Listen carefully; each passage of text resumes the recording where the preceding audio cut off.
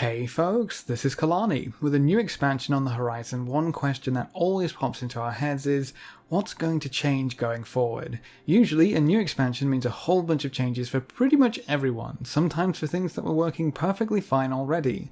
Battle for Azeroth might be the first expansion to keep a lot of things the same. It looks like Blizzard has finally heard the age-old quote, "If it ain't broke, don't fix it." So quite a few of us might go into the next expansion with the exact same kit, using the exact same talents, whereas a few of us are getting turned upside down, and it's those chaps I want to talk about. Some of this applies to a whole bunch of classes, some of it is very specific, but we're going to have a look at the 10 largest class changes going into Battle for Azeroth. Change can be good, it can be worrisome. Let's see what we've got on our plate for the next expansion. Remember, this is all alpha footage and information, so it's all subject to change and may not reflect the finished product. To kick things off, there's going to be quite a huge change to the way damage on most abilities is going to be calculated. This has to do with weapon damage, so things won't really change for casters from what I understand, but anyone who uses a big stick or a pointy stabby thing to inflict various amounts of damage to their enemies will see a few changes. Or probably not, because most of this is under the hood kind of stuff. The way it's being calculated will change, but you probably won't notice, which begs the question of why I'm even bringing it up, because this is actually pretty important. There's two major changes. The first is the damage calculations aren't emphasizing your weapon damage as much as they were previously, so if you've played a warrior, combat rogue, or a marksmanship hunter, you probably know that they valued weapon damage very highly. An upgrade on weapon damage could have been worth a lot, even if you're losing your best secondary stats. It's got to the point where you just didn't do any damage if you were way behind on your weapon's item level, even if everything else was super shiny. Going forward, no class will have a heavy reliance on your weapon damage, making everything a little smoother while gearing up, and if you don't get your weapons, you won't be as hindered as badly as before. But when you do get your hands on an upgrade, it's not going to be as big of a spike either, so gain a little here, lose a little there, all in the name of smoothing out scaling and progression. The other change is the calculations don't even use weapon damage anymore, they use weapon DPS. That's a slight distinction with important ramifications. If your abilities previously relied on weapon damage, you wanted your weapon to be as slow as possible because that's how you get high weapon damage. You wouldn't want a dagger because its weapon damage is much smaller, even though the overall DPS could be the same. Now that the calculations use DPS, you could swing any weapon into your enemy, fast or slow, and it shouldn't change the damage. It could also open up some changes to weapon speeds to give a few different options and a little bit of flavour. We've had the same old weapon speeds for melee weapons for years now. Seeing an oddball 1.4 or 2.9 weapon speed could be interesting, and this change allows that to happen without it really messing up anyone's ability damage. So going forward, you should be able to use almost any weapon you want, and you'll do about the same amount of damage. Another class-wide change is the return of raid buffs. A lot of classes bring something different and special to the party. Some of the old favourites are making a comeback, such as Arcane Intellect, which increases your intellect by 10% for 1 hour, Power Word Fortitude to increase stamina by 10%, and Battle Shout for warriors to increase strength and agility by 10%. Just in case you don't have one of those chaps in your raid or party, scribes will be able to create scrolls to mimic a lesser version of each, providing 7% instead of 10%, just so you're not missing out entirely. It's not just those three classes that get to be useful though. Monks have Mystic Touch, which is applied on any of their damaging abilities, which increases the physical damage your targets take, and Demon Hunters have something which works in the same way, but theirs is called Chaos Brand, which increases the magic damage your targets take. I believe the plan was to have every class bring at least something worthwhile, but quite a few raid buffs have been removed in the alpha already. We'll have to see how things turn out and whether or not stuff gets added back in, but raid buffs are still making a comeback next expansion.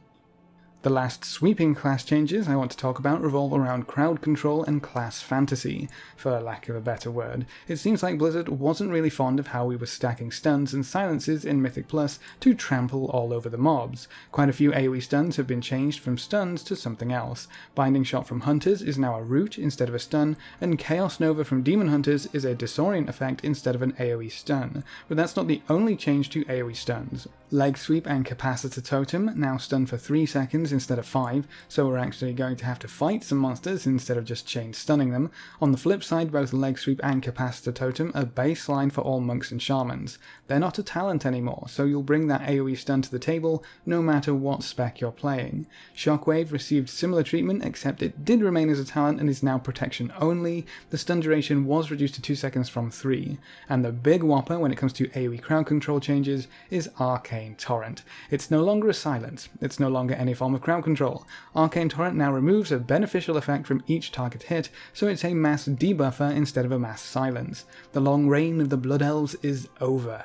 At least for that particular reason in Mythic Plus. But changes because of class fantasy don't just stop with crowd control. Mages have always had Blink as their major awesome super special I can do this and you can't ability, along with all the portals of course, but having another class being able to blink just isn't acceptable, so Druids are losing Displacer Beast. It's being replaced by a talent called Tiger Dash, which is a 200% movement speed increase, so nothing to scoff at, but it only lasts for 4 seconds and gets slower as time goes by. Not quite a blink, but at least Druids will have some form of movement cooldown in the wake of losing it. On to some of the bigger class changes which actually affect how a class is going to play in the next expansion. Hunters are getting changed quite a bit, with both Marks and Survival on the Butcher's block. Marksmanship will be losing the vulnerable debuff and all of the gameplay which revolves around it, so you won't have to wait for your little window to deal damage after the expansion launches. This change is probably a godsend for some hunters and unwelcome pruning for others. It's going to completely change the way marksmanship plays. It's all about charges of aim shot and buffing your instant arcane shots, then regenning focus with steady shot. You heard me right, steady shot is back. It's going to be a similar playstyle as what we've seen before, so I'm excited to see how it all pans out.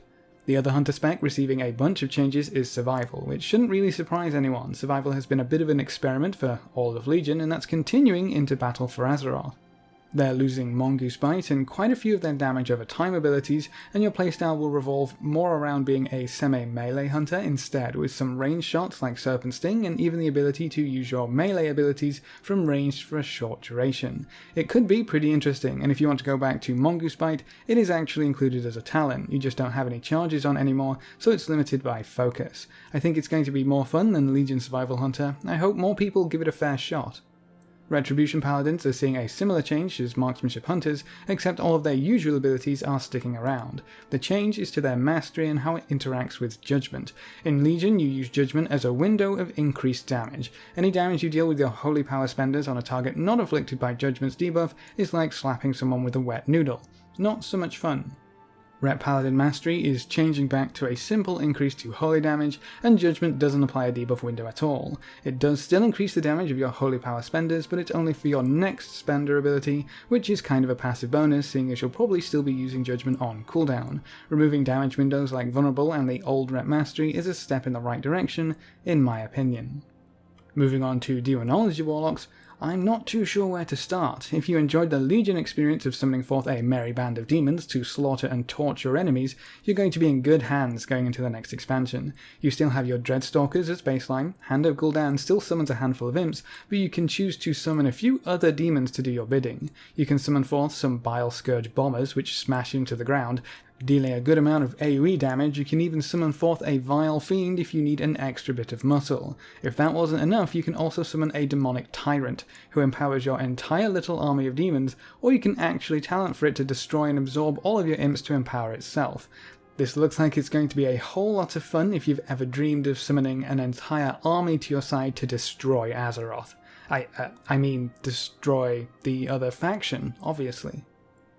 Our last changes are going to talk about warriors. There's another damage window being removed with Arms Warriors, or at least a little bit. Colossus Smash isn't actually being removed, but Arms Warrior Mastery is being changed, so you're not dependent entirely on that window being open. Your Mastery is being changed to Deep Wounds, so extra damage over time for most of your abilities. A little boring, but maybe you'll get a bit of a rework before Alpha stops being Alpha.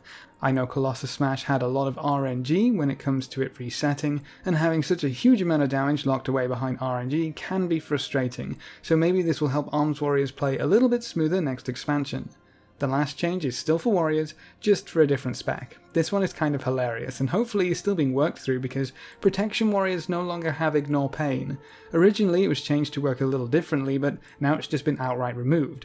I say it's hilarious because they haven't been given a replacement yet.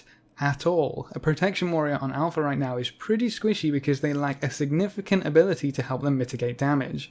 I wonder what's in the mix because something has to replace Ignore Pain somehow. I guess the dev team didn't like what Ignore Pain was allowing prot warriors to do in Legion and weren't a fan of their initial changes. Will Shield Block be buffed? Maybe a different ability altogether?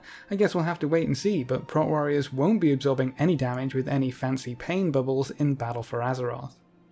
And those are the largest class changes coming in battle for Azeroth. A few did apply to quite a broad spectrum of classes, but are still very important, and then a little bit of pruning here and there with a few minor overhauls. Does this affect any of the classes you're playing right now? In a good way or a bad way? Is there a class change you think should be on this list that I left out? Leave all your thoughts in the comments section below. A big thank you to all of our supporters over on Patreon. Our little crew is growing bigger every week. If you want to join in the fun, you can find a link in the description below. Remember to leave a like just below the video before you leave. If you want to see more, make sure to subscribe. But apart from that, thanks for watching folks, good luck and have fun, and as always I will see you next time.